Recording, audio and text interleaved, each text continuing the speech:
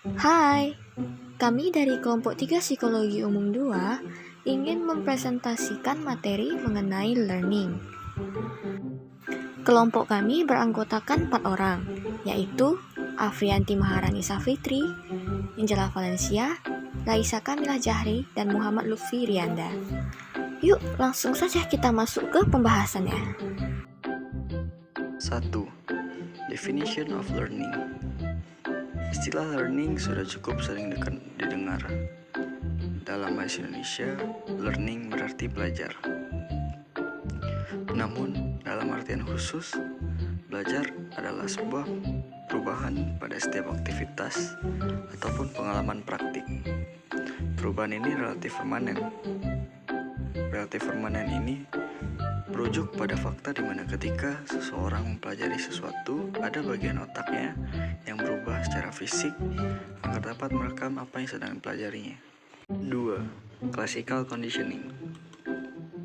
Classical conditioning adalah metode pembelajaran di mana suatu rangsangan tak terkondisikan diasosiasikan dengan rangsangan terkondisikan yang kemudian menghasilkan respon tertentu. Elemen-elemen dari classical conditioning.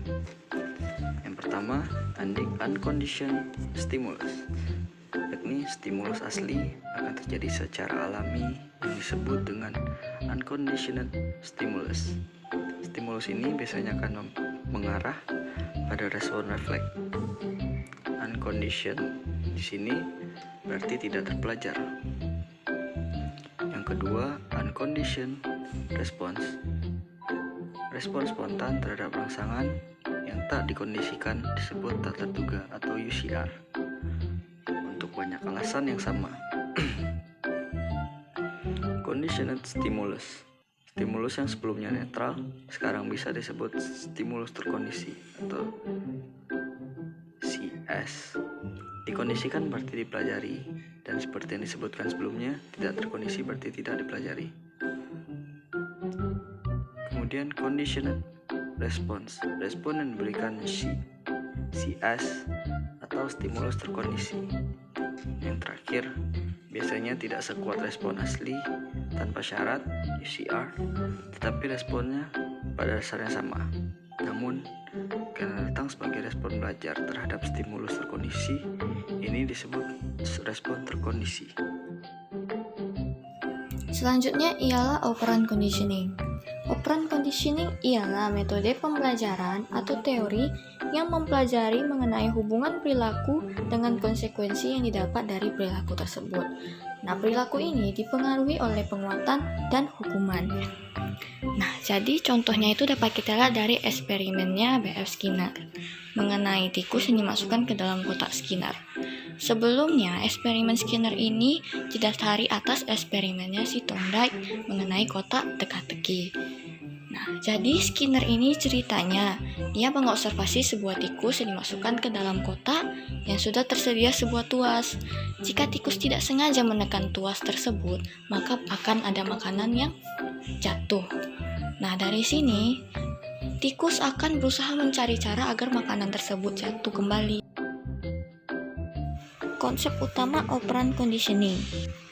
Sebelumnya kita telah membahas mengenai eksperimen Skinner tentang tikus yang menekan tuas untuk mendapatkan makanan.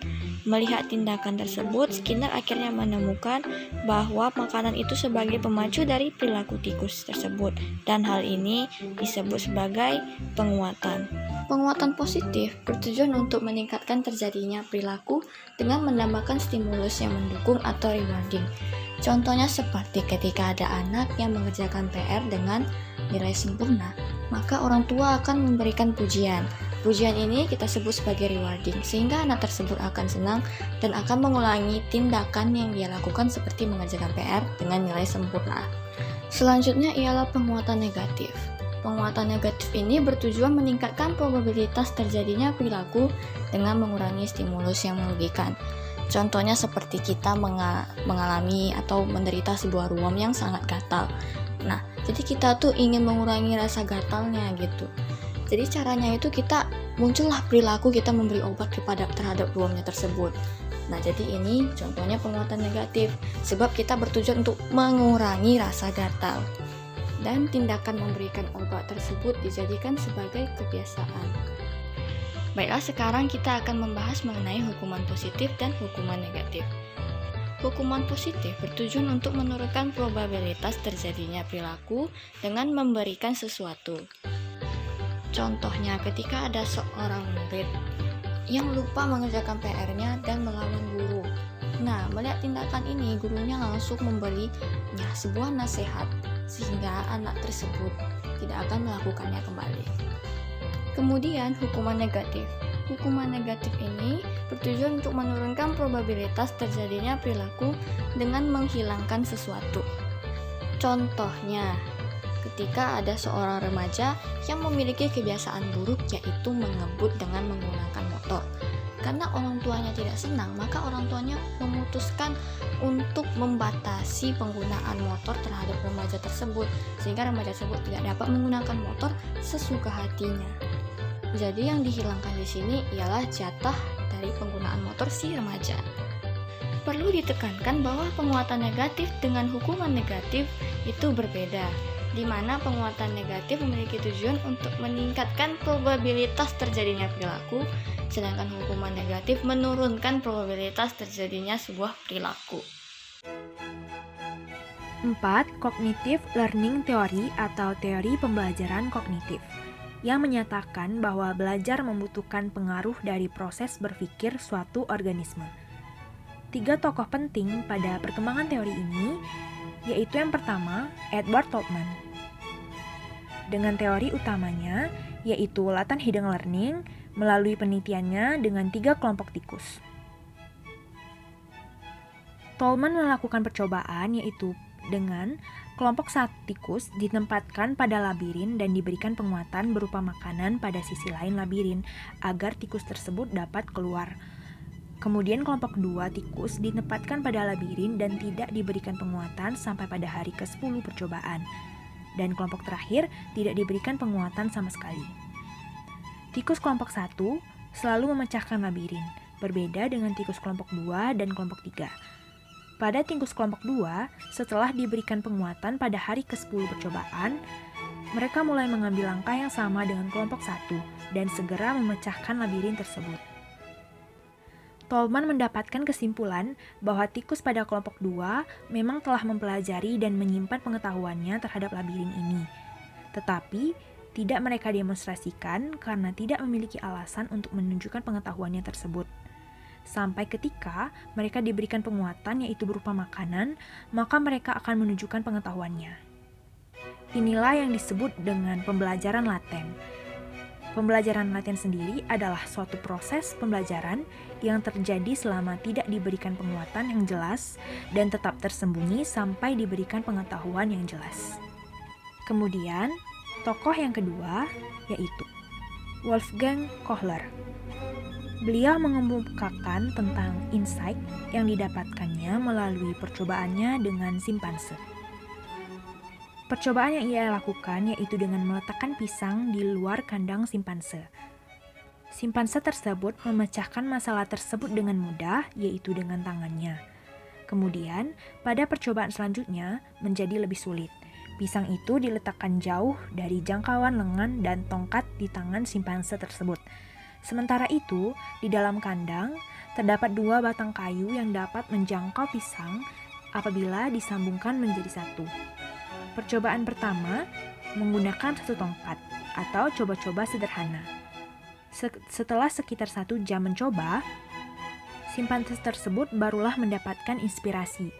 Ia mendorong 1 tongkat keluar, dan 1 tongkat lain digunakan untuk mendorong 1 tongkat yang pertama tadi, dan ketika ia mencoba menarik tongkat kembali, tentunya yang ia dapatkan hanyalah tongkat yang ia pegang. Selanjutnya, Kohler memberikan tongkat kedua tadi. Simpanse tersebut mulai melihat dengan hati-hati. Ia kemudian menghubungkan tongkat tersebut menjadi 1 dan segera mengambil pisang tersebut. Menurut Kohler, wawasan tidak dapat diperoleh melalui pembelajaran coba-coba saja, tetapi membutuhkan penyatuan antar elemen masalah. Tokoh yang ketiga yaitu Martin Seligman. ia melakukan percobaan mengenai ketidakberdayaan yang dipelajari melalui eksperimen pengkondisian klasik pada 2 kelompok anjing.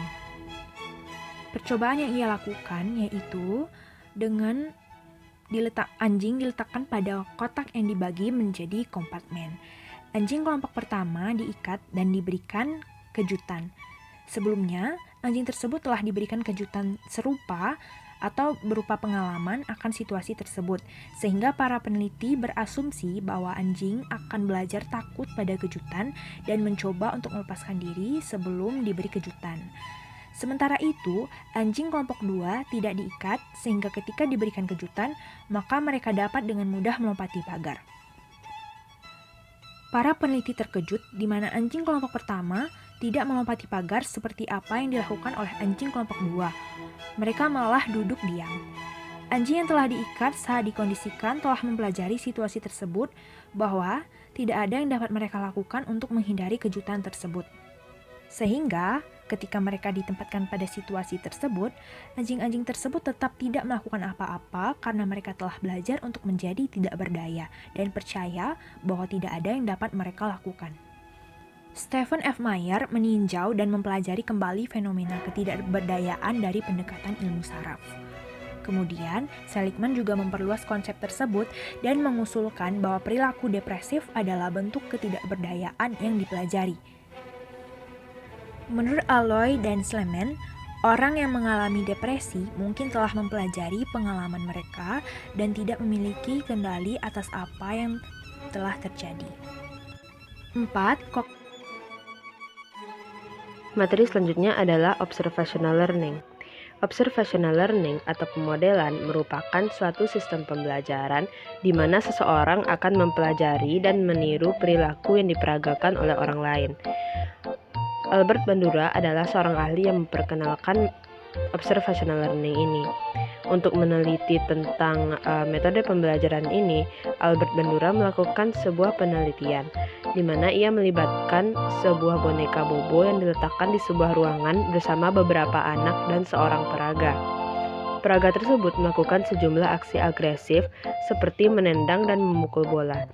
Setelah diperbolehkan untuk bermain dengan boneka, anak-anak cenderung meniru aksi agresif yang dilakukan oleh peraga tadi.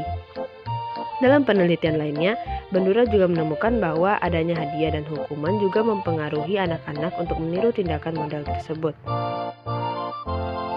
Berdasarkan penelitian yang telah ia laksanakan, Bandura menyimpulkan bahwa terdapat 4 elemen yang harus ada pada observational learning, yaitu attention, memory, reproduce atau imitation, dan desire.